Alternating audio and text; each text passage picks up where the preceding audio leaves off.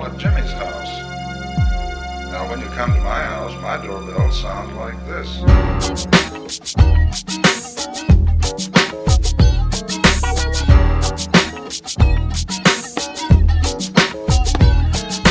Hey, welcome to the People's Weekly. I'm Tim. I'm here with Steve Shagwell and AJ, one of Steve's friends that's visiting right now. How are you guys doing? Good. Yep, doing fantastic. Doing fantastic. Yeah, I think Nolan had a previous thing to do, and Glenn had something that came up, so it's just us here today.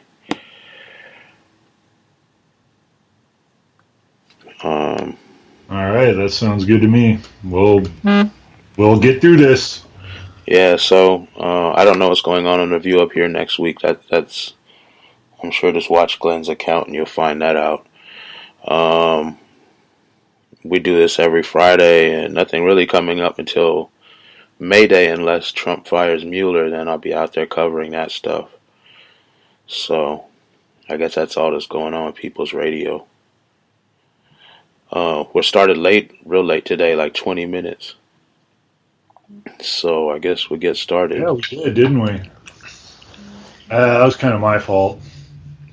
So is everything else. Popularity is such a burden. I just can't be everywhere at once. You need to try harder. I know, right? Yeah. So number one, Trump's longtime lawyer Michael Cohen's office was raided by the FBI. They came with warrants signed by a federal judge. Trump is calling this a witch hunt and claiming the FBI broke into, quote-unquote, Cohen's office and hotel. Sarah Huckabee Sanders started saying that the White House has been looking into the legality of firing Robert Mueller. Will Trump fire Mueller or maybe Rosenstein to eventually get to Mueller? Also, this is an attack on America as well, according to Trump. If he had a warrant signed by a judge in good standing, they can break into the place all day, if I remember my law correctly. Well, obviously Trump's going to say that. And that's the predictable answer from Trump. Pretty much anybody in that situation, but especially a guy like Trump, But the thing people don't realize is when you are serving a warrant on the lawyer of the sitting president of the United States, everybody involved knows if it turns up nothing, it's going to have significant negative repercussions for their career. So that means, somebody in the Attorney General's office signed off on it, and then it was brought before a judge. The people who signed off on it were all appointed by Trump, just so you know. Yeah, they were. They're Republicans, and they were all appointed by Trump. They looked at it, and these are Trump appointees. They looked at what was being presented and why the search warrant should be given, and they saw something there that they said, look, we don't want to be known for refusing to sign this warrant. With the position we're in. That had to have happened. The other thing that had to have happened is then the sitting judge, I don't believe he was appointed by Trump, but when you are a career judge signing off on a warrant that involves the sitting president of the United States, unless you're really, really, really, really, really sure it's going to turn up something, you're not going to sign off on it. No, that's your career. Yeah. So there is something going on there. Does it implicate Trump? Does it implicate Cohen? Does it implicate both? Does it implicate somebody else? Who knows? But something big is there. This is probably the biggest thing to come up in this thing. We love our things here, don't we, Tim? Obviously. But But as that answers the question of, is this an attack on America? Is this an attack on lawyer-client confidentiality? No, it's clearly not, because nobody in their right mind would do that over nothing. Well, I mean, you can lawyer client confidentiality stops when they're commiserating to create crimes or commit crimes. That's illegal. Yeah, so there's that, and what I got is that there was something. See, campaign funds were used to pay off Stormy Daniels, and Trump or Cohen or both said that Trump had no knowledge of this. That means that Cohen was not acting as Trump's lawyer, because your lawyer, when they do stuff, they have to tell you what they're doing. And I think that opened the door to be like, okay, this was not a lawyer-client thing. And that's grounds for the warrant. He can say he didn't know all he wants. I don't believe him. I don't think Donald Trump knew anything about him. I think David Dennison knew everything about him. Who's David Dennison? It's Donald Trump's alter ego. That was the name on the contract. He's actually he's our president. Yeah, David Dennison. I forgot about that. I never knew that. Yeah, so basically that's what's going on. I mean, this is. Not only is this legal, but damn well every I was dotted, every T was crossed, and there's something there really significant that people are willing to risk their careers over it. Yeah, I don't think they're risking their careers. They're not coming after Trump. They're coming after attorneys, and I mean, I guess they're trying to get evidence and see what happened, if they can prove a crime was committed. But these people aren't anybody really. Well, they are risking their careers because it's the lawyer of the sitting president of the United States, and if they turn up nothing, I mean, nobody's going to have shit to say when Trump takes his revenge. Well, I don't think they're going to turn up nothing. There's too much. I mean, he's paid off 3 people now that one of his doormen was being quiet about a maid or something, or a worker he had at the Trump hotel that he had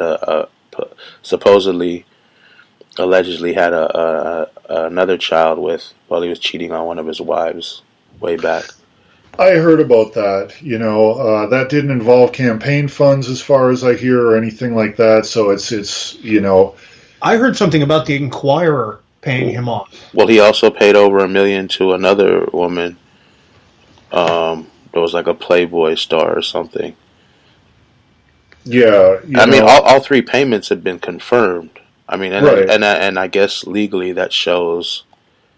I don't know that he does this. That it's a common thing they do. A pattern has been established. Yeah. And so I mean, in that sense, those things have relevance to this search warrant.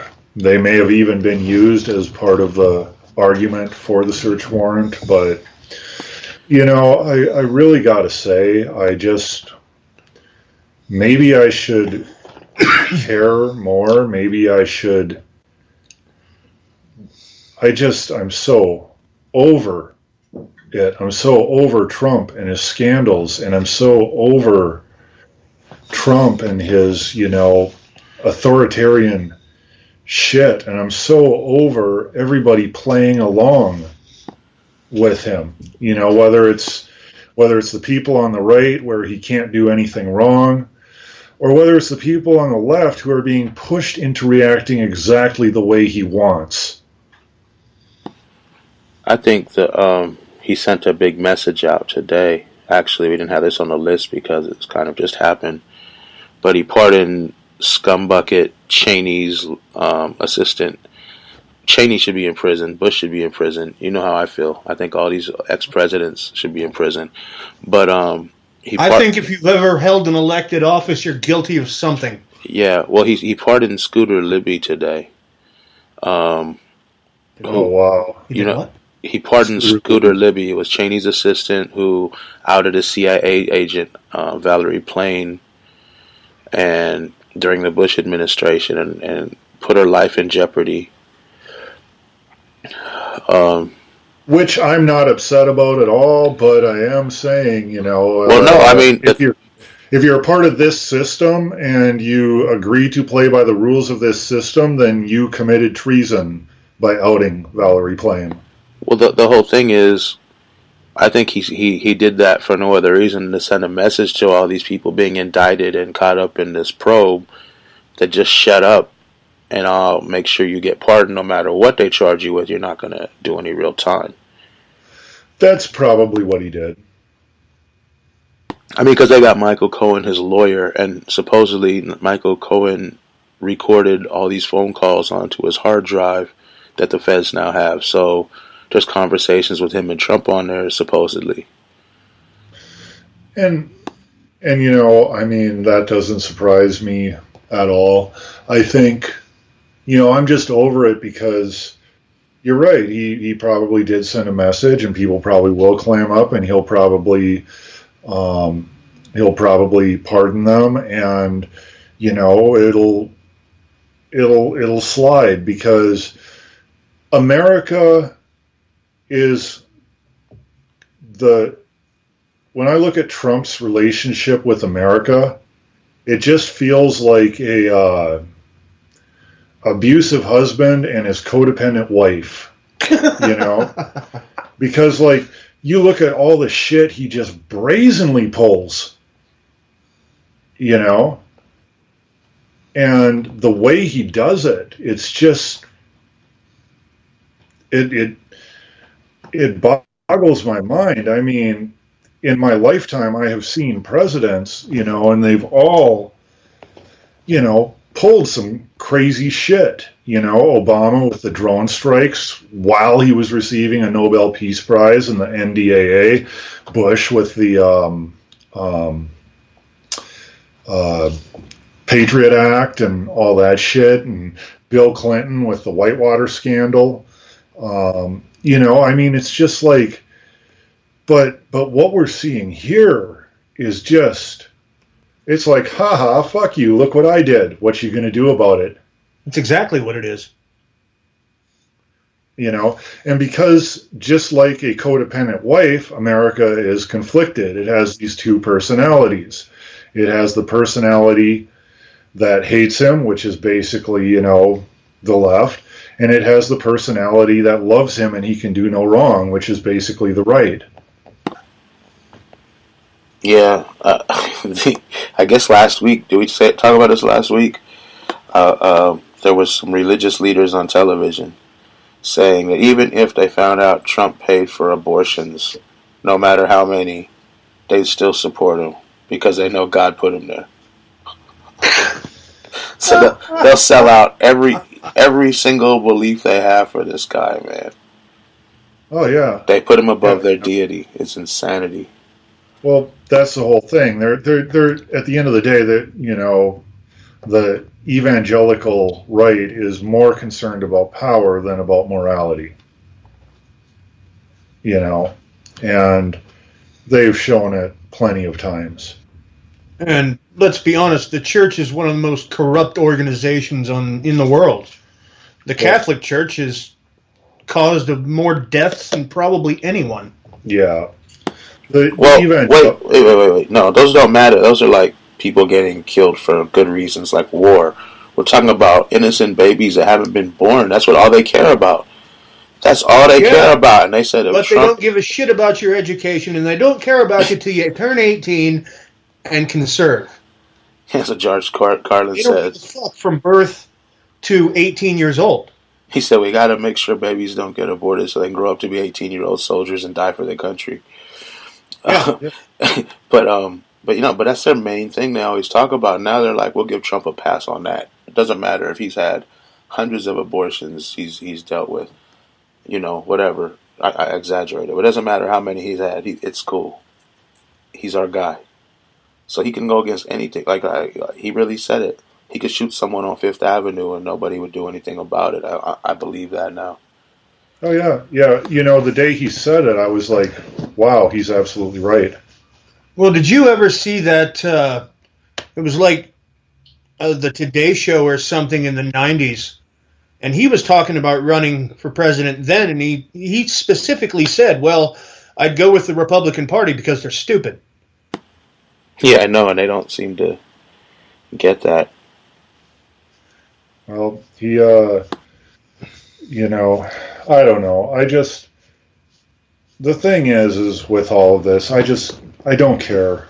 I should, but I don't. I've given up on. I've pretty much given up on this country. It's beyond hope. These people are beyond hope. You know that weird looking plastic surgified judge, the tough judge lady on Fox News? No. Oh man, she was going on the other day about how Trump is the hardest working president we've ever had in the history of the country. And I was like, wow. I guess these other presidents hid their golf habits. I know, right? 8 hours of television watching habits. Cheeseburger eating all day habits. Yeah. Well, what did I see one time? It said that the total times that Obama went on vacation or did something like that, in the whole time he was president, doesn't add up to one of these Mar-a-Lago golfing vacations that Trump has, and we're footing the bill. No, I think what it was is he's either surpassed in 1 year or about to surpass how much golfing all of Obama's golfing vacations in 8 years. Yeah. Which frankly, good. Yeah, it's I better. don't really want him getting shit done. There is that. Yeah, I don't know. But I think this, the next thing kind of comes in from here. It says, hang on, I'm trying to scroll up because my text thing opened. Oh, Antonio Sterling, the cousin of Alton Sterling, was found dead in a burned out car in Louisiana. This is reminiscent of other witnesses and activists in Ferguson and St. Louis that were killed under similar circumstances. Darren Seals being another more known one, killed in the same way in St. Louis. Are there cop serial killers on the loose? I don't think there's cop serial killers on the loose. I think there's cops, maybe. I think this is probably the Klan tying up some loose ends for the cops. Or somebody getting paid by the government to do it. Steve, you lost. The answer was already known. It's all cops are serial killers. Oh, well, I mean, this is a really dark part of the story of the Ferguson protests that the news doesn't report on. Like, this has happened to quite a few of the activists who were involved with that movement, and then as that movement spread, in other cities, it's happened as well. But this was, I remember seeing this a few times in St. Louis and being like, doesn't anybody see the pattern here? Yeah, in St. Louis, it was all activists who opposed the police, who were found shot and burned in their car, with the exception of one who supposedly shot himself in his car. Right. Well, isn't Missouri the most Klan-heavy state there is? Isn't there more Klan in Missouri than anywhere else? I could swear I've heard that somewhere. It's possible, but I think these police can get away with whatever. I mean, look at how they're torturing this lady in Sacramento right now. They killed her husband, and they're sending her death threats and slashing her tires and filing The restraining police are order. doing this? Yeah, Oh, yeah. yeah, it's Man, I haven't insane. heard about that. They do this kind of stuff all the time to people. Well, they appear to possibly be making moves to take out an activist here in Wichita. Officer Rapp took out and I know we were going to talk about the Andrew Finch thing in next, but it's kind of now become relevant to this conversation instead.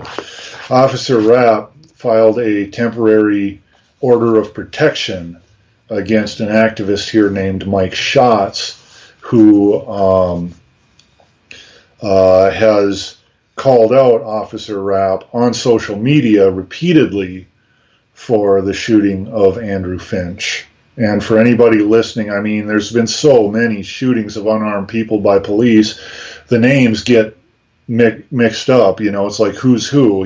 Can you keep track anymore? Andrew Finch was the guy who lived in Wichita, and there was the swatting prank done, and the cops went to the wrong house. They showed up at a one-story house when they were told a two-story house, and when Andrew Finch showed up at his door, they shot him dead. And yesterday, the district attorney here announced that he was not going to pursue charges against Officer Rapp, who was the particular officer who shot Andrew Finch. And they've acted shady on this whole thing right from the get-go, and I've even seen video of harassment of the family by one particular officer. But Mike's lawyers and people who've lived here a long time, they say the writing on the wall says this is being done so Rapp can shoot Mike. Yeah, I mean, I told you guys a couple weeks ago about a while back in the city of Pomona, there was a guy. He wasn't an activist or anything. He just called the police to a party. The police came and tased the crap out of him for no reason, because the people who started the fight or whatever had already left by the time the police got there. He was suing the police department, and one of the cops was going to get in trouble that continuously tased him. And they drove up behind him one day in his car, and he was sitting there with his girlfriend in his driveway of his house, and they shot him until he was dead because they thought he had a weapon. Yeah. He didn't he didn't have a weapon. Well, what about recently the cops here in Wichita, they were called to a house. I don't remember what exactly the problem was, but they tried to shoot the family's dog. The bullet ricocheted, and a very small girl caught a piece of it in the face. And I don't know that guy's getting in any trouble either. I don't believe he is. But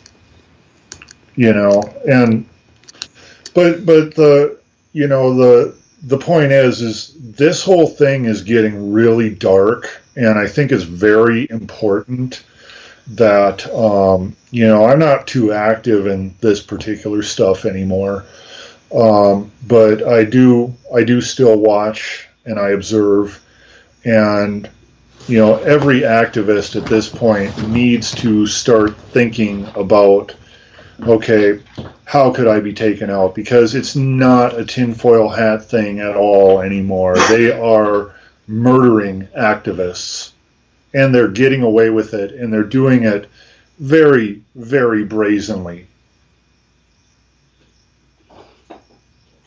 Like it's not even a thing where they're afraid of the fallout because they know there'll be none. Yeah, like we said before, they can do it on video. They could basically kill babies on video, and nobody will do anything to them. They'll still get off. I'm looking for this guy in Wichita right now. Did you see that video? This is a tangent. It's an old man who's a cop watcher. I'm trying to find his name right now. Darn, I can't seem to find it.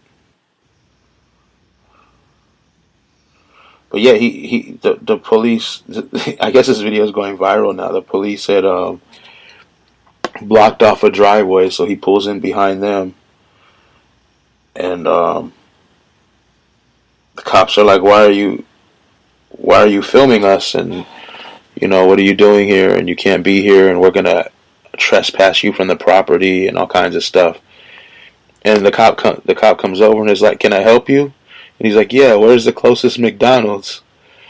And the cop tells him, like, I think it's somewhere over here. And he's like, good, go get me a cheeseburger. And the cop's like, what? He goes, since you wanted to, go get me a Happy Meal. And the cop's like, what are you talking about? He goes, you asked if you could help me. And that's what I need. I need a Happy Meal.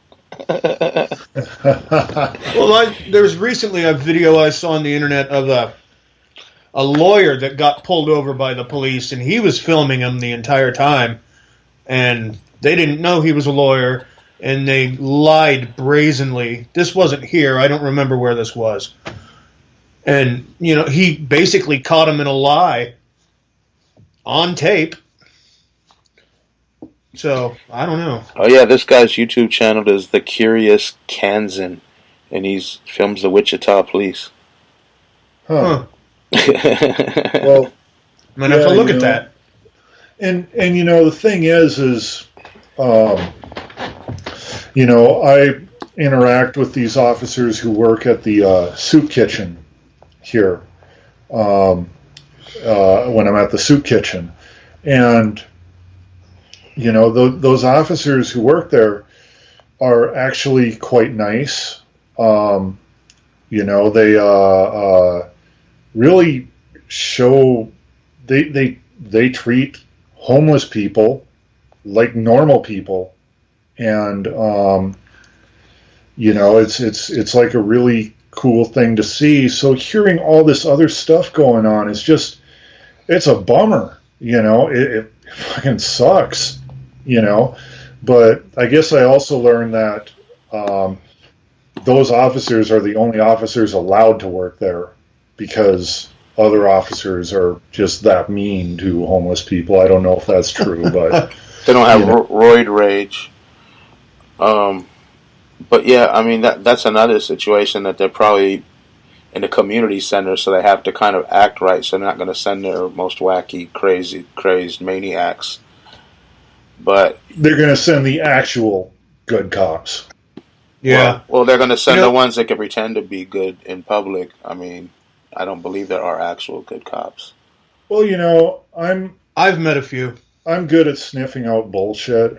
And, I'm distrustful. And certainly when I'm over there, I see a few cops where I'm like, okay, they're civil. And, but there are a couple cops who they wear it on their sleeve. Yeah, but that they really care about the people who come in and, we go through this every few weeks, Shagwell. What are those good cops going to do when their partner snatches up some black or Latino guy and starts harassing him and violating his rights for no reason? You think yeah, and we did go through that, and I said, pretty much anybody, when they see their friends do something like that, are going to let them slide. No, not true. Yeah, I see people do it a lot, and I'd call you out for it, jackass. I mean, but this is their job, dude. They're supposed to be protecting people, and they're escalating situations. I do know. So yeah, they're escalating the situation nationwide. They're escalating the entire climate that the conversation is taking place in right now. Yeah, because if they keep us divided and keep everybody hating each other, then we don't pay attention to what they're really doing. Well, more than that, the law enforcement, the establishment of law enforcement is just they're escalating the entire situation with us, with we the people, and it's another reason why I'm like, I just starting not to care. Fuck America, fuck your flags, fuck America, man.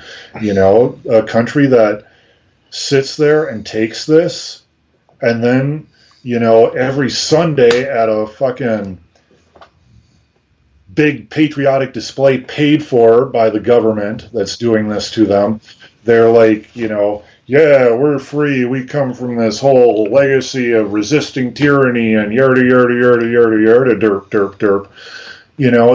It's like,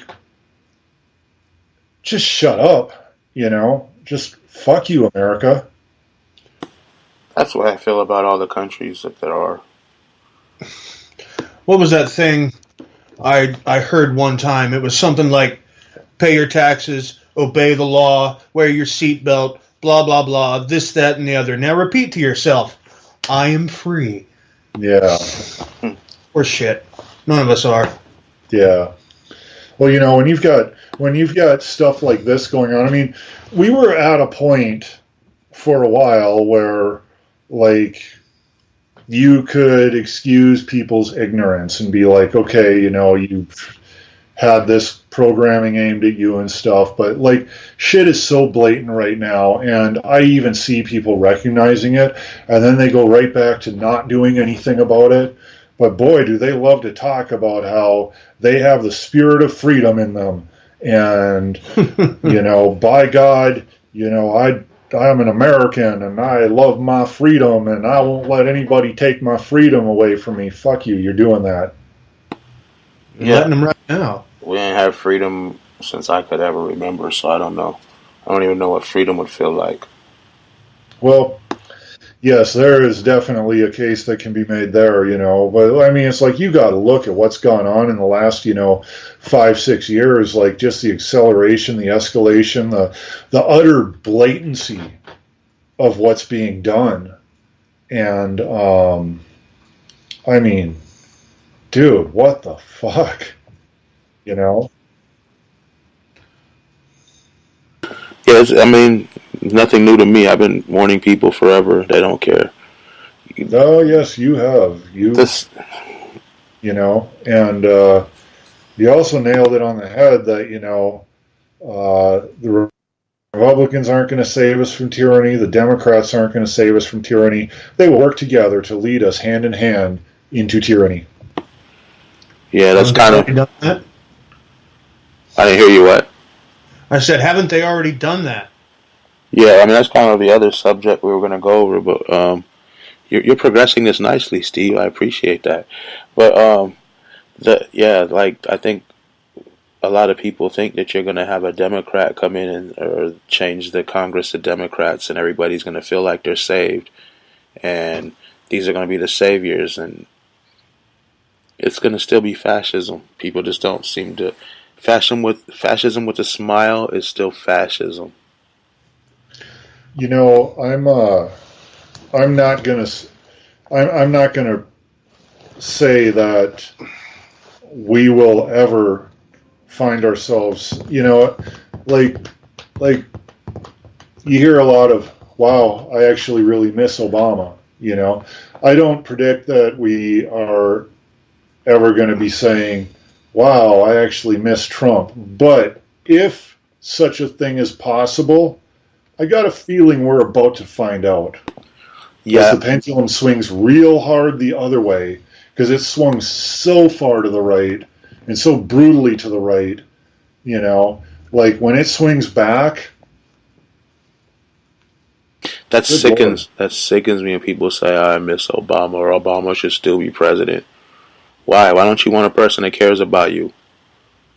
That makes no sense to me. You had these idiot people. I mean, since Reagan, it's been just downhill.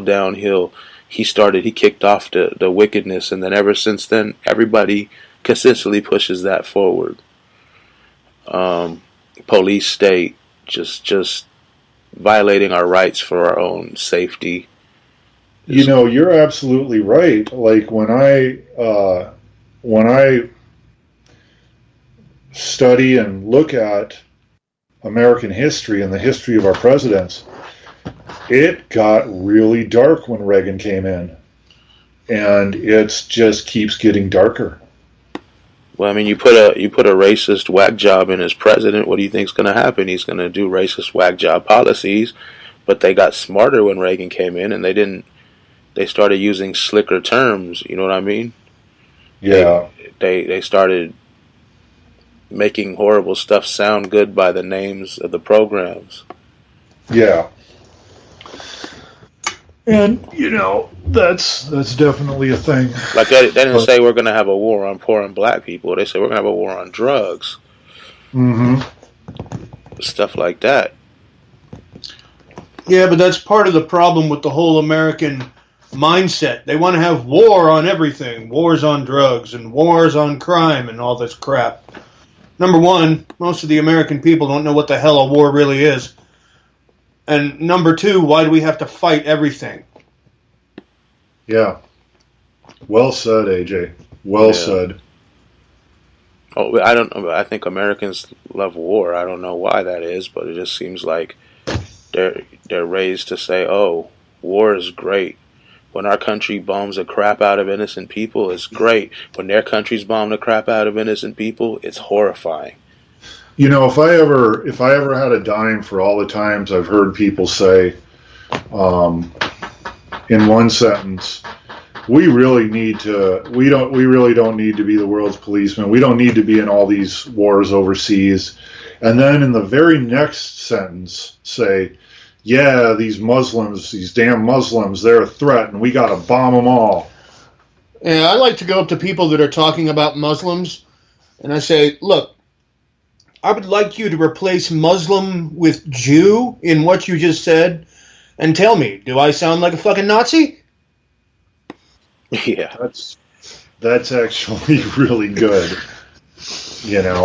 But, what was I going to say? But, people... We keep going on with all these wars because war drives the industrial complex, which makes them richer, which makes the politicians richer. They don't want peace.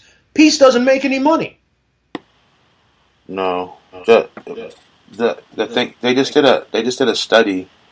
I don't know who did it. It was just on the news today. I was reading about it. I saw them talking about it on some other news.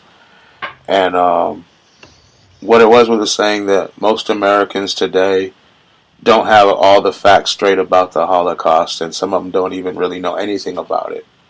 It was like 40% of people don't know all the facts. And I'm sitting here thinking, that's true. But before you complain about that, complain about the fact that most Americans don't. I mean, the Holocaust was in Germany. Most Americans don't know about the native genocide. 100 million natives killed in this country. They know, slavery. They don't know the details about that. They don't know how horrifying it is that you take people and treat them like animals, cage them, enslave them, beat them, breed them, kill them at will. You know what I mean? Hunt them down if they try to escape. Well, that's that whole brand them. That whole whitewashing and sanitizing of history. I mean, when I was growing up, I learned about slavery, and I was like, boy, that was some wrong shit. But I didn't have any idea how actually bad it was. No. The way it was narrated to me was, they had slaves on these plantations, and they made the slaves work in the fields, and if the slaves made them mad, they would whip them. And I was like, oh yeah, that's pretty fucking, I mean, that's not a good thing, but like, that is so far from what the reality was. The reality was so much worse. They were taking women's babies and baiting alligators. Alligator bait. Yeah, I never knew about that until a friend I was working with was telling me about some of these things. Well, the thing is, though, why would you expect people in this country to know about atrocities that happen in another country if we don't even know about the atrocities within our own country? Because the winners write the history, and they can say anything they want. I guess, but I think, I just think it's a high standard to put on Americans that don't even know their own history to know another country's history. Yeah. Yeah. That's all I'm saying. That's very true. And, you know, Americans are woefully ignorant of their history. And that's another reason I just kind of like have given up and feel contempt for this country and its people is there was a time when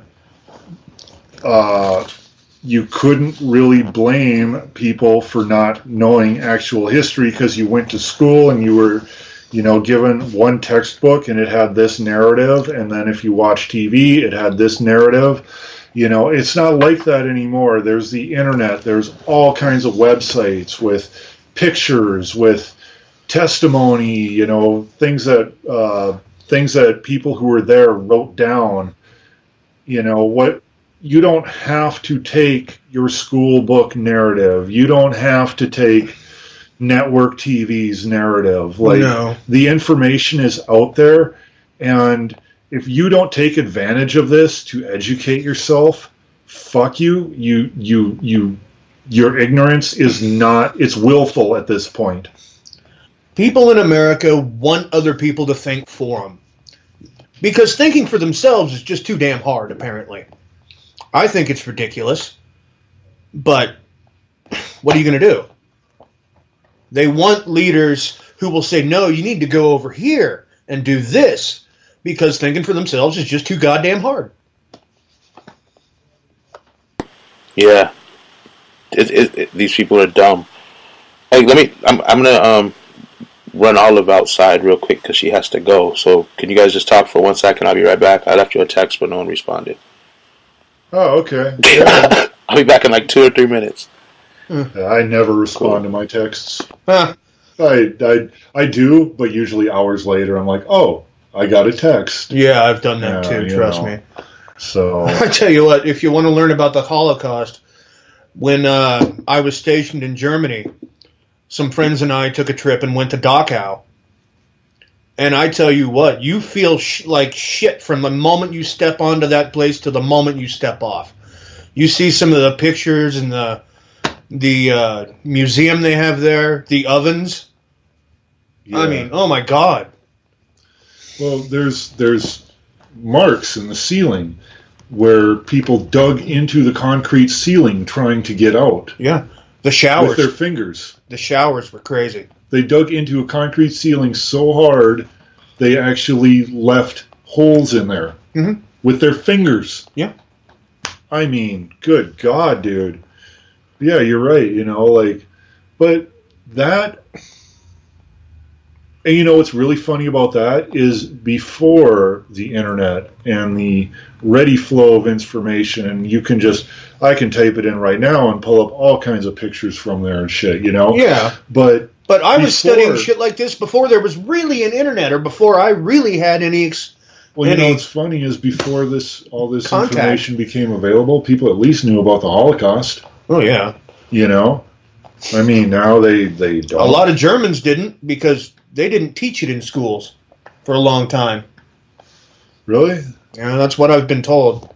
Well, I know By German people. I know it's like pretty much illegal to, you know, wear Nazi shit. Oh, it's completely illegal.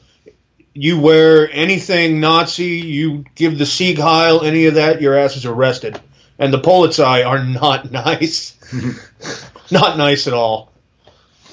Well, you know, they're good at their job. They're just not nice about it.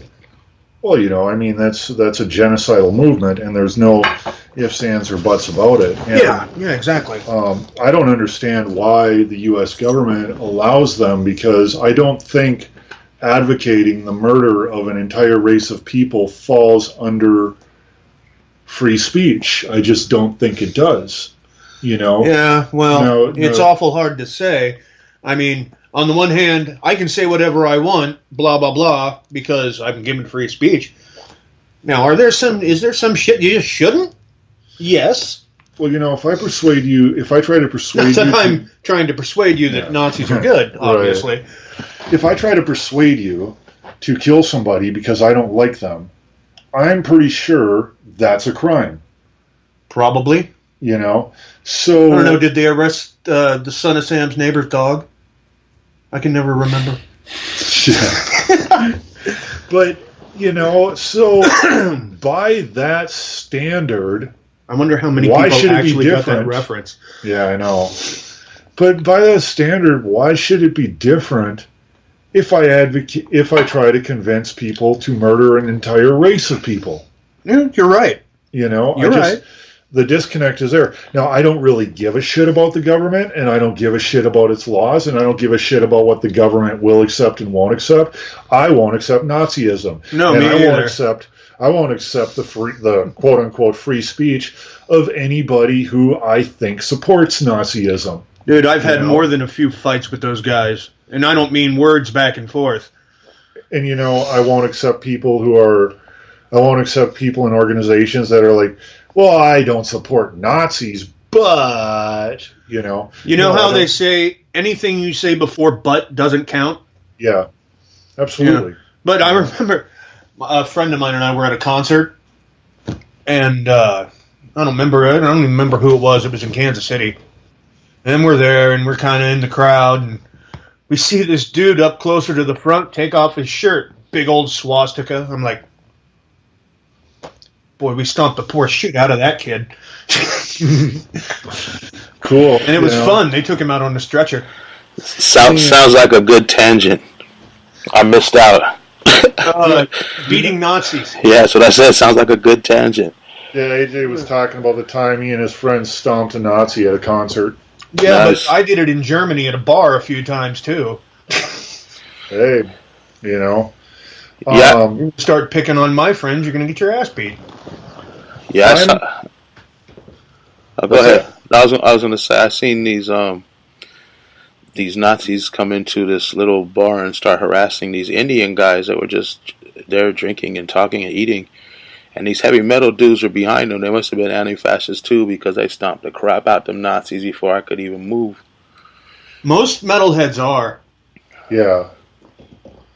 Most metalheads are, and most metal bands are, which, there is a small segment in the heavy metal community that are, the Nazi socialist black metal movement.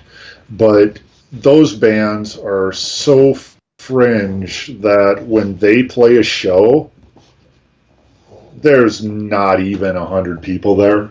Probably not. I mean, we need 1,000 people there when they do a show to punch the crap out of them and all their followers. I don't remember if I told you this story, Steve. When I was in Germany, some of my friends and I went to a bar. There was about 8 of us. And we had been told specifically not to go to this bar. There was suspected Nazi activity. We went anyway because a couple of girls we knew were going to be there, like the girl I was dating and another girl. And so we're all standing outside in the parking lot, smoking cigarettes or whatever, and there's some of these little Nazi douchebags sitting in front of the place. And had a kid that we knew was also there. It was this smaller black dude, and he had a broken arm. And they start harassing him. And the leader of all this starts saying something about you dirty nit, and that's all the farther he got. Because I'm a pretty big boy, and my friend, who was about 2 inches and 20 pounds on me at the time, runs over and hits this guy so hard, he snoring on the ground. And then it was like 8 on 20. We ended up putting 5 or 6 of them in the hospital. It was just ridiculous. Yeah, but the thing is, in Germany, it's illegal to be a Nazi, or to at least to promote it, I think, in any way. No, you can't wear anything associated with Nazis. You give the Sieg Heil, you'll get arrested. Yeah, here they were looked down on. We'd be the only ones out there fighting them at their NSM rallies, but more recently, now they're celebrated, and there's some people that will fight them, but the majority just says, oh, give them their free speech, give them their space, it's okay, everyone's voice needs to be heard. And then there's the people like me that just like, no, knock them out, they shouldn't be able to talk. And then you got the mainstream media that wants, oh, come on our show, let your voice be heard to millions because you're unique and you make us money and you sell advertising dollars. Well, Steve was just talking about this, actually, right before you came back. Yeah, actually I was.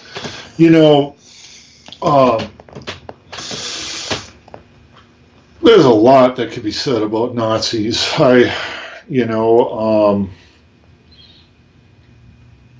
That's all. That's probably a thing for another day. Yeah, there's already a huge tangent. Yeah, it really is. What's the Did next we get off thing? track a little? Oh, that's nothing new. We always get off track. Yeah, we do. The next one is oh, hang on, let me see. I think we went through all of them. We went pretty quickly today. No, there's one more, isn't there? Was it the Syria thing, or? No. No, it wasn't. was- You're right. That was just you and me talking about it.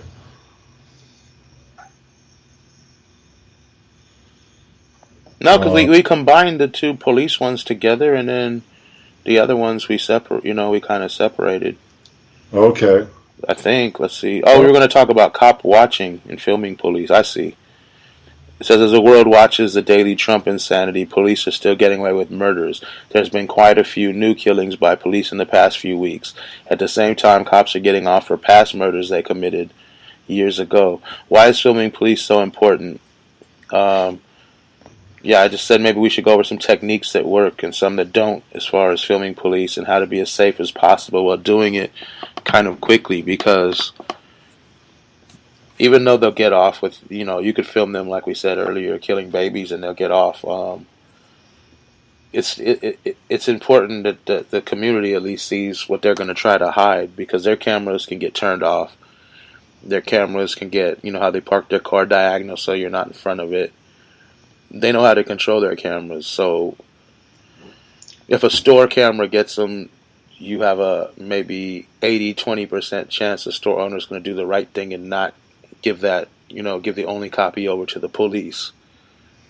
But our cameras, unless they take them illegally, you know what I mean? And we have live stream capabilities, so they can't get our videos if we don't want them to. It just makes them, like I've said before many times, that they've never been so scared of me when I pull these big cameras out on them. Mm-hmm. It's a whole nother world, man. Right. Well, I think that's ultimately, government employees should be watched, and anybody who alleges to be a libertarian or such should agree any government employee should be watched, monitored, made accountable to the people, and if the government isn't going to monitor its employees and hold them accountable, it falls on us, the people. I mean, I think the libertarians would just privatize the monitoring with the same people that pay off the government. That seems to be their philosophy. Well, that's this new strain of what's claiming to be liberalism, but is actually authoritarian. It was made very, very popular by the Tea Party around the time when like Ted Nugent and Sarah Palin and them, like they jumped on board, and then it just kind of like changed into this like authoritarian thing, and then Trump came along and it got like really authoritarian. Now most of those people are against filming the police and that sort of thing. But like if you look at the true definition of what a libertarian is, they are supposed to be for holding government employees accountable, all government employees accountable, and documenting what they do. The government is supposed to fear the people, not the other way around. That's the way I feel, and I'm an anarchist, so. Mm-hmm. Well, true libertarians are pretty close to an anarchist. I have a friend who is a minus the whole capitalism thing. Well, some anarchists are I mean that's an economic system, and an economic system is different from a government.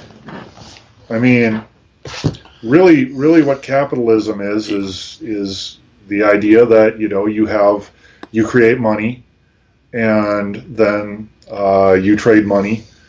It's a way of trading goods and services. See, what's fair is fair, though. You know how they say communism will never work because governments take over and screw. That's the same reason capitalism will never work. It's because you have the richest of the rich people running the show, and they have the most say in everything, and the rest of us don't have nothing. So yeah, that's very true. In capitalism, you get one vote for every dollar you have in your bank account, basically. Now, I've never talked to like a true anarchist about this, but isn't the main tenet of anarchy do whatever you want, there are no rules? Well, no, it's no gods, no masters kind of thing. Like, we could run our own but lives. Isn't that already a rule? What do you mean? No, that's not a rule. I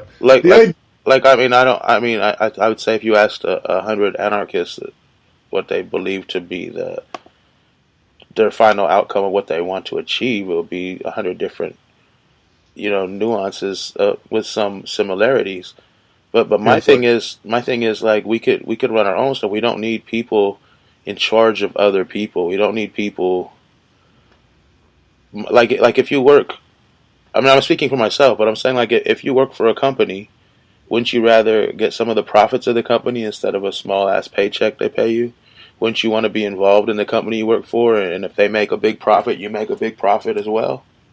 No, that would be great. Like share it amongst everybody, not just the CEOs making thousands of times what the employees make and treating them all like crap. Like a lot of anarchism is of the idea that the people who produce the wealth are entitled to at least as much of the wealth as the people who take the wealth and do stuff with it. Now, I've never heard it this way before. Maybe I've heard it wrong. Maybe people, have told me wrong. Well, I think I always understood, the main tenet of anarchy is there are no rules. Well, fuck you. That's a rule. You can't do it. Well, my thing is society would make up their own rules on. Ideally, for me, it would be a society that bases its whole system on the weakest, poorest, sickest people, making them as good as they can be and as healthy and happy as they can be, and then work your way up to the people who already have stuff. Well, like if we had a true anarchist society, it would be voluntary associations, meaning, you would have people who think like Tim getting together and living that way. And you would have people who are more, more, what's the word I'm looking for? People who are more about everybody, makes their own future by themselves. Those people would create their own community, and then the communities would trade with each other and interact with each other. But it's all voluntary. It's all. Well, I mean, people work for the betterment of the community. Yeah, like ants. And, whatever that looks like for them. Yeah. You can basically find the group of people where what that looks like matches up with what it looks like for you, and you get with them, and you participate in that thing. Okay. Yeah, like most anarchists. That I agree with. But most anarchists, they say, they're just violent people that want to create, quote-unquote, anarchy in the streets. But most anarchists that I know, at least, think of violence as self-defense. It's like defending ourselves against an oppressive threat. I mean, and punching a Nazi is because that person wants genocide for a lot of people. Well, Mark Passio, an anarchist, he went into this whole thing about force and violence, and he said, when you, there's the difference between violence and force is, when you violate somebody's sovereignty over their body or their property or their freedom, you are committing an act of violence. And if you respond to stop that act of violence, you are not the violent one. You are using force to stop violence.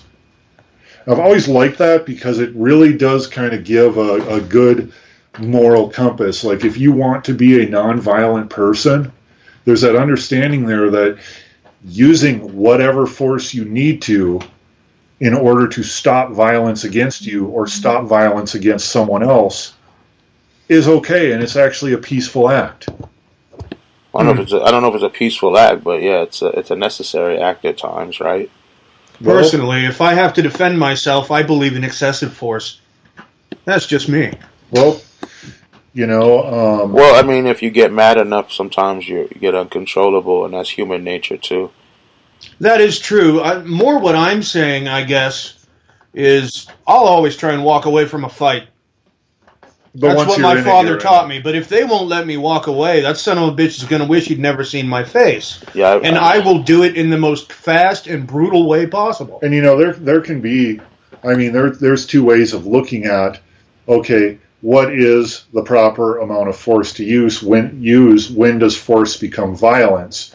You know, and I don't know the when answer to that. When you overdo it, when the thread is over and you continue. Yeah. When the person is no longer interested in bringing violence against you or and you can't continue, then you're committing the violence. But, you know, I mean, what that looks like is a little different to everybody else too, you know? That's true. Mean, well, there's a way to use it as a threat too without having to maybe resort to violence.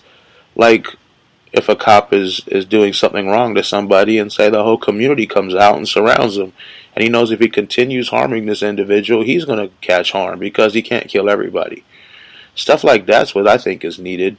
You know, a necessary show of force, and hopefully it will back down and not turn, you know, crazy. Or like when ICE comes and starts snatching people up off the streets, taking mothers away from their kids for picking them up at school.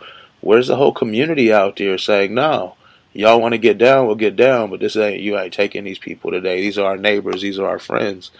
Well, you know, you'll never see that show of force because at the end of the day, nobody actually cares about freedom except during the national anthem portion of a football game.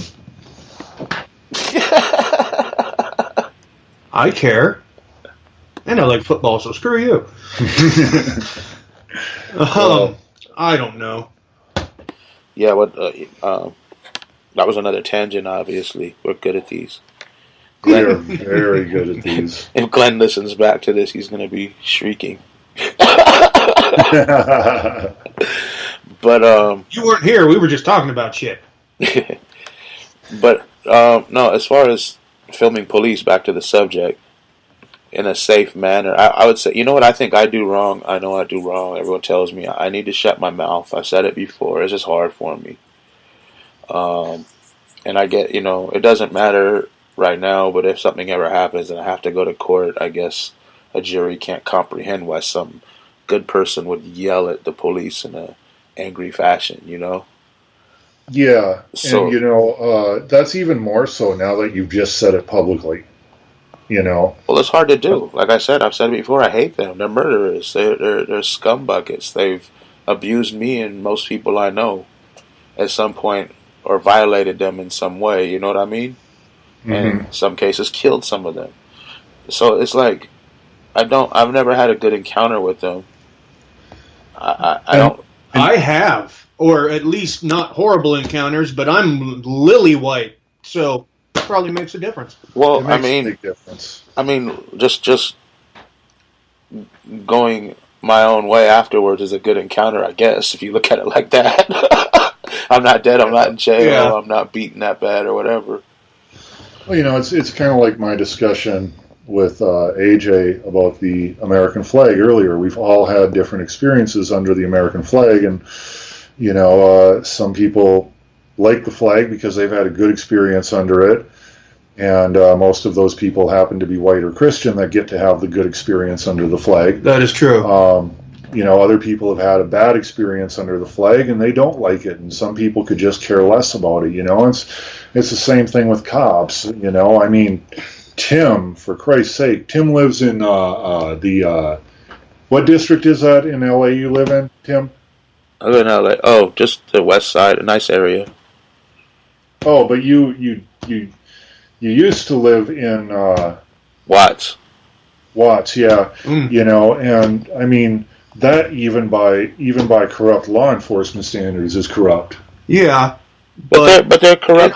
I'm throwing myself out on a limb here, and I'm sure Tim is going to shoot me down. Don't you think that some of the people that are dead now would probably be alive if they'd done what they were told? Maybe some of them. I mean, but who knows? One guy was told, "Oh, let's see your ID." He reaches for ID, he gets shot. That's a famous video. Yeah, I've seen that one. Look at and then they shoot his wife too, and she was just sitting there. No, officer. No, this, that, and the other. No, this was just some dude in his truck. But then they had this. That's actually, it was a white dude, and he was laid out in a hotel that he was working in, and they were giving him all kinds of like, do everything I say, or you're gonna die. Put this arm here. Do this. Do that. For like 20 minutes, they're giving him all these orders, and then they crawl forward. His pants start to come down. He pulls them up, and they blow him away. You know, it's. What more could he have done? Philandro Castile, he did everything legal. If he was white, he'd be alive. He had a gun. He told him it was a perfectly legal gun. He's a pillar of the community. He's loved by everybody. He feeds hundreds of kids every month. You know what I mean? Good job, good person. Not one person could say anything bad. But I've also seen videos of people, trying to fight the police, or they're telling them get down and they try and run or something like this. Okay. I do also feel that thing does happen. The police are just scared to death these days, and they'll shoot before they do anything else. Well, you know what? Look at, I've seen people with knives get shot by police from 10, 20 feet away. You have to realize our police are dressed like soldiers in the streets. They have armor, bulletproof everything. They have shields in their trunks. They have pepper spray. They have batons. They have tasers. A person has a knife. There's no reason that person should get shot. And if you look at other countries' police, they're not killing people. People could have knives. People have bottles. People get in fights. People beat the cops' asses. There's even videos of white people. A chief of police. The police went into to some white dude's house serving a warrant. I guess it was on the wrong house. The white dude shot the chief of police. Maybe it was the right house. I don't know, because he was some kind of white supremacist dude. He shot the chief of police. They gave him his gun back and apologized to him. Yeah, I mean, come on now, man. A 12-year-old kid is playing at a park with a toy gun, but he's black. He gets shot, and the media puts him out as a criminal. I mean, it's ridiculous. Look, you're exactly right. Last week. We talked about. Sorry, Steve. Give me 1 second. Last week we talked about how that the Texas bomber. You know what I'm talking about? The serial bomber in Texas. The media was saying he was just a misunderstood, good Christian young man, and this and that, and they portrayed him like this victim who was driven to have to go kill a bunch of people and become a serial bomber. But then you take someone like Philandro Castile, who did everything right, a pillar of community, never hurt anybody in his life, and he might have smoked weed around kids. He deserved death. You know what I mean? And then showing just the worst pictures possible, and nothing great. Tamara, a 12-year-old kid, same thing. He's a criminal. I knew it was a dangerous thing for me to say when I said it, but maybe that's why I did. Well, yeah, I mean, I'm sure there's some cases where somebody could have done what the police said and not been brutalized, but why should they be brutalized for not doing or running or whatever? I mean, running from the police. There's a criminal charge for that, and the penalty for that, if you are found guilty of it, is not death. It should be perfectly legal to run from the police nowadays, because you don't know if you're going to die or not. Why wouldn't you run? It's terrifying. Yeah, I was just about to say that. If you were running, a lot of these people who run, I think they figure, I'm about to get killed. And let's say. And I look at these videos where you see videos of somebody running from the police, right? And all I can think to myself is, because I was in the situation where this happened to me, what are the odds that the officers were screaming at him and convinced him he was about to get killed? or even about to go to jail for no reason.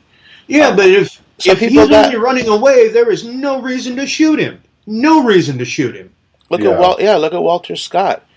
If that guy didn't secretly film the video of that, without the cop knowing, they would have got away with that. He shot him in the back while running, and then planted a gun on him. And I think it was Baltimore. These cops were driving around with toy guns, all in their cars. So if they accidentally kill somebody, they could throw the toy gun down and say, "Well, we thought it was real."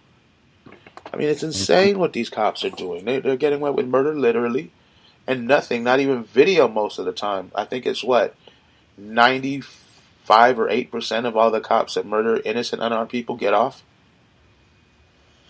Yeah, and this is also a uniquely American problem. There are countries that are rated as way more totalitarian than America, where the police aren't doing this to people. Well, there are countries where they are too. So yeah, but we have a bigger population. Well, I mean, like even in Iran and China and Russia, I was thinking Russia killing people like this. I was thinking Russia and Israel myself, but yeah. Well, Israel's killing people left and right now. Israeli police, they're killing Palestinians left and right. Well, when I see their police forces going into people's houses, raiding them, treating their kids like crap, it just reminds me so much of our police. And then it clicks. Oh, that's who trained our police. They send our pigs over there to get trained by these IDF forces to be able to treat our citizens the same way they treat Palestinians. Mm-hmm. Yeah. So it sucks, dude, because I mean, back when Ferguson broke, Tim, you remember when Ferguson broke, and we were doing this.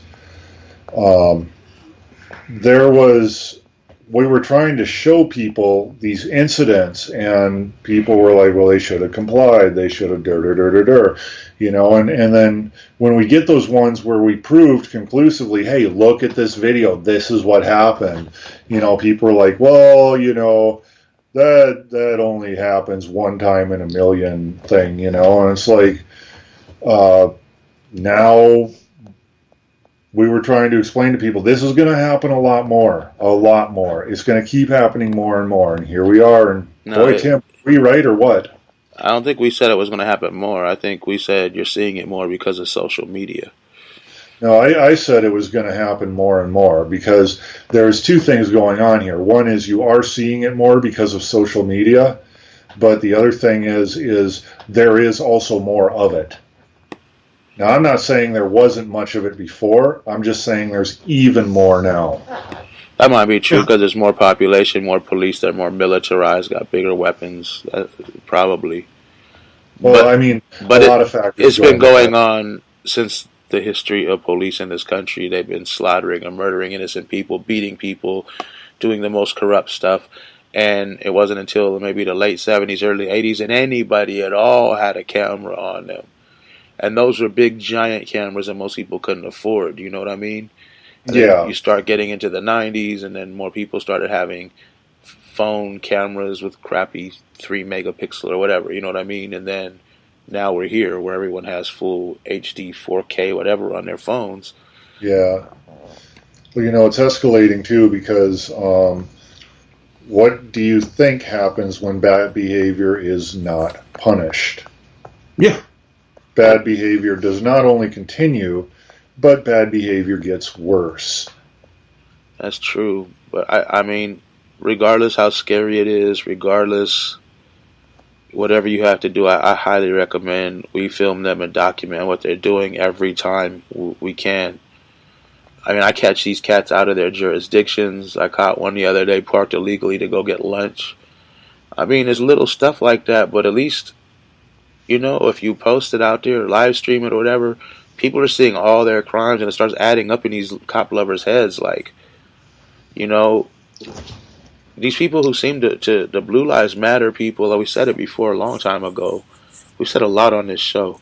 But, who's driving their car and, sees the lights in their mirror and hears the siren and is like, oh yay, the police are pulling me over. They're about to find me so I can pay some fees to the city. Everyone's like, dang, this stupid pig behind me or whatever. You know what I mean?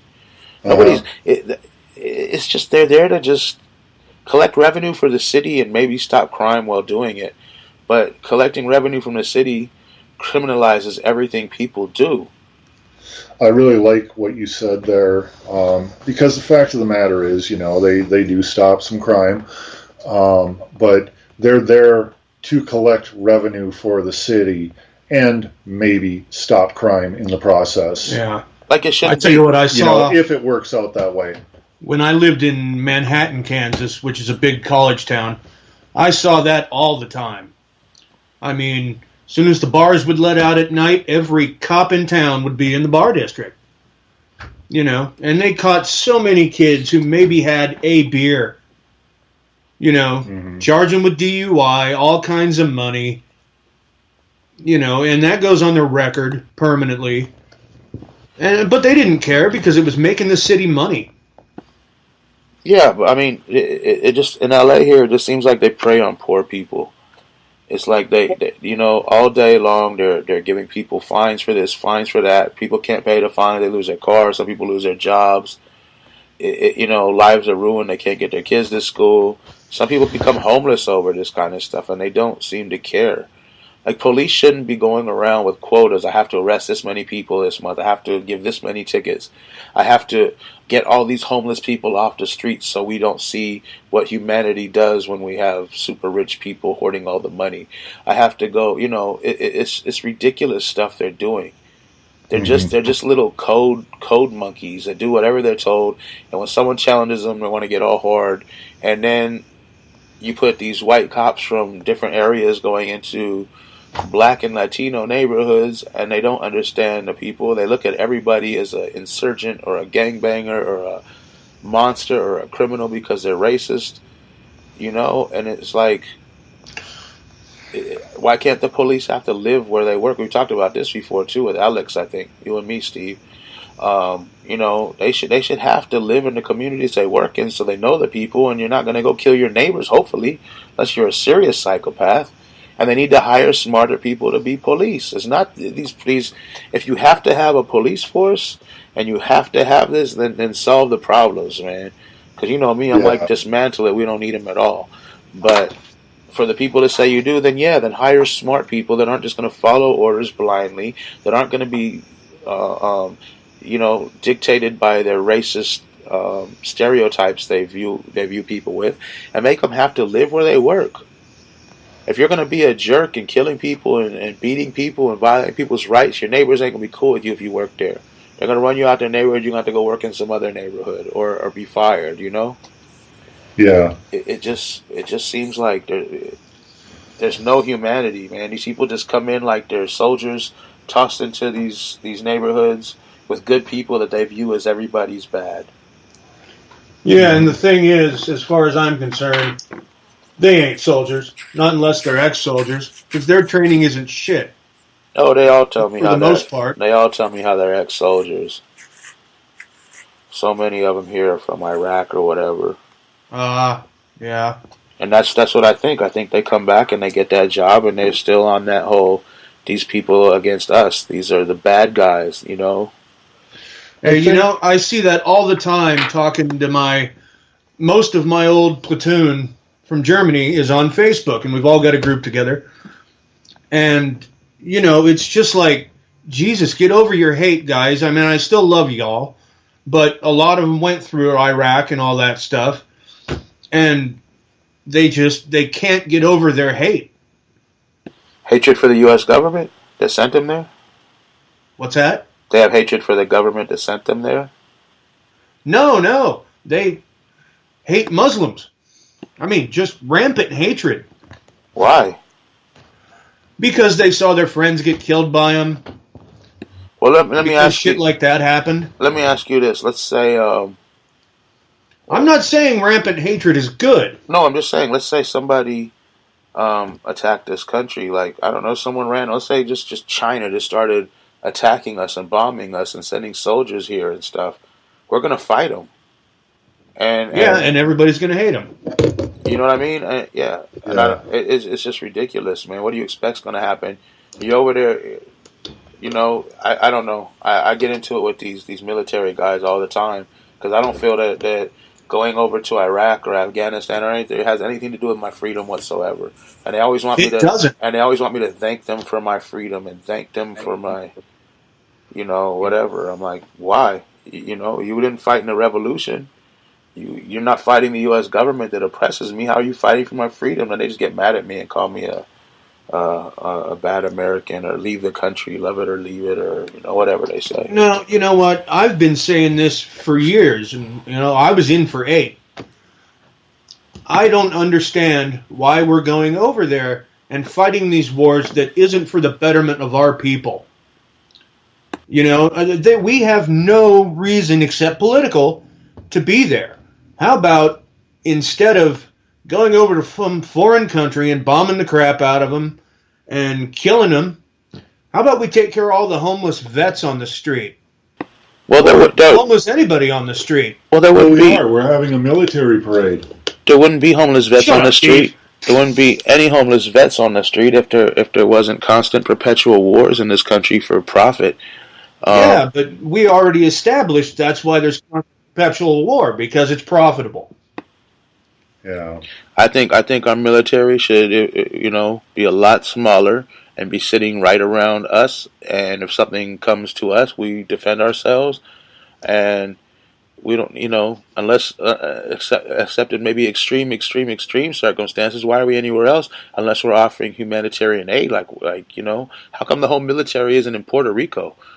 Getting people's power back on and making sure these people are well taken care of because they are American citizens, whether they darker and speak English or not. It's because Trump doesn't like Puerto Ricans. Well, that's my point. The military needs to, This comes up a lot, in the whole militarization of police. We talk about how the militarization of police contributes to the culture of police misconduct and police brutality, which, yes, it does. But I feel sometimes like this whole, well, they're veterans and they were over in Iraq and Afghanistan and now they're back here. And so they look at the people as the enemy. They weren't drafted. Is giving them a little bit too much of a pass because, yes, that is true, but also the rules of engagement in the military are way tighter than the rules of engagement for domestic law enforcement. Oh, yeah. Domestic law enforcement has way looser rules of engagement. In the military, if you do a lot of the shit that domestic law enforcement is doing, you get court-martialed and you go to the brig for a long time. Yeah. I didn't know that. For a long time. You didn't know that? No, I've seen soldiers do horrible things. You could not shoot unless somebody shot at you. And you shouldn't. That's the way it was. And I was sitting on the Kosovo border, and they're telling me, yeah, nobody can shoot you, or you can't shoot at anybody unless they shoot at you. Half the time, we didn't even hardly have real ammunition. Yeah. So, Tim, that's actually the rules of engagement for the military is way stricter than it is for domestic law enforcement. With the things going on now, it's loosened. It might have loosened, but it's still, I'm hearing from people who are in the military now that, the rules of engagement the military is held to a way higher standard than domestic law enforcement. Oh yeah, if you have a bad kill, your ass is done. I mean, just done. Done with the career, probably going to Leavenworth. So yeah. When we talk about militarization and these cops, coming back from combat zones, like I feel sometimes like they're being given a pass based on that. Yeah, we got to go in a couple minutes, but I was gonna ask. We should be hiring cops that already have PTSD. Yeah, that's true too. But I was gonna ask you a question, AJ. That's something we talk about, but we never had anyone from the military here who was actually in there. Okay, let's say in the future, far or near future, a lot of people get out in the streets protesting something. like huge numbers, like, where they call in the National Guard and they call in military, because it's so big. What do you think the odds are, like, or percentage of soldiers that will follow orders attacking the American people? I think that number one, as far as the military in general, I think they'd be a lot less likely to shoot them. I really feel that way because, like we said, the military holds people to a higher standard than the police. Well, I think it might actually be less violent than if it was a large police contingent. Yeah, I don't know. My thought, I've said many times before, I think they'll just start shooting indiscriminately into crowds if asked to. And my logic for this is the LA riots in '92. The cops were hiding behind their cars, getting shot at in some cases, just terrified because everyone was out in the streets. But then the National Guard came in and started, they shot people. Like, they shot people. Were people shooting at them? No. No? No, people were looting stores and trying to protest stuff or whatever, Well, it was an uprising over the murder of Rodney King and all this other stuff that had gone on. It just hit a flashpoint, and everyone got out in the streets. Yeah, but a protest is one thing. Rampant looting and crime is another. And I never understand that when these riots go on, all they're doing is fucking up their own community. I don't understand it. Well, no, you're getting what you want from corporate overlords that don't pay you enough, probably, and stuff that you want or can't get or could sell to make more money, or sometimes you're just angry and want to throw a brick through a window. But my thing is, I don't believe that property damage is violence. I think violence is violence. If you're hurting a person, it's violence. These corporation stores are insured. They have money either way. And in some cases, like Hurricane Katrina and stuff, and during disasters, people riot and loot stores to get food. And during Ferguson, they were breaking into places to get I can't think what it's called, but the milky kind of stuff to get the tear gas out your eyes. Oh, yeah, okay. I mean, I've been at protests where we had to break into stores to get water because it's so hot, and the racist store owners close the stores and won't serve black people, so we have to steal this stuff or do whatever. I mean, it's just how it works sometimes. Mm-hmm. I can see that. I get that. I personally would like to think that if the military were taking care of it, there would be less killing than if the police did. Because I believe the military, for the most part, although it seems to have grown a gigantic vagina since I was in, I still think that it would be less violent because people follow orders. And with any luck, you don't have a real idiot in charge. That's one way of looking at it. I'm not optimistic about government employees in general. I know myself, but I've been one, and I know what it's like. Yeah, you do. Especially, I think a lot of American soldiers would refuse to shoot American citizens. I hope that's the case. I mean, I would like to believe that. It just seems like, historically speaking, all through history, there's always been people who are willing to follow orders, no matter how horrifying or atrocious those orders are. That is true. Yeah, but I think we're a little more conscientious these days. I think probably there were a lot of soldiers in Germany in the early 1940s who were quite convinced they would never fire on a resident in their country. Not an Aryan resident. And then look what they did. They fired on residents in their country. They didn't fire on Aryan residents. Well, they fired on some of them too, but they fired on who they saw as the enemies, who in our case would be probably Mexican people. Hitler didn't just kill Jews. And that's an insight. That's an insight right there, Tim. Is the if you can convince soldiers that a certain segment of the population is their enemy, it becomes easier to get them to do it. Much. No, Hitler didn't just kill Jews at all. He killed anarchist. He killed gay people. He killed black people. He killed gypsies. Anyone who opposed him. So yeah. Just to think it was just a whole bunch of Jewish people getting killed is way off. They might have been the largest number of the people killed, but I think they were. He didn't. He just didn't. It was a lot of other people that died that need to be recognized. Well, it was just about any minority.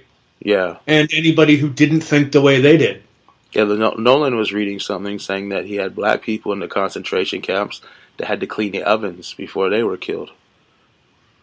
So it's pretty. It was a horrifying thing. This should never, ever be allowed to anything like that to even close to happen again. But it looks like eventually, obviously, something maybe even worse might be on the horizon somewhere in the world. Sadly, there's always evil people in the world, and you can't control that. You can only fight back as best you can. Yeah. Well, cool. I guess we're going to have to wrap soon. Anyone have anything they want to say before we go? Oh, man. As always, it's been a pleasure. Thanks for letting me hang out. Oh, thank you, AJ. It was great having you. And I think weren't you on one of the Million Mask March a while back? I think I was, yeah. Yeah, I was. I remember that. It was like the Million Mask March wrap-up show last year, or this year, or whatever. Last year.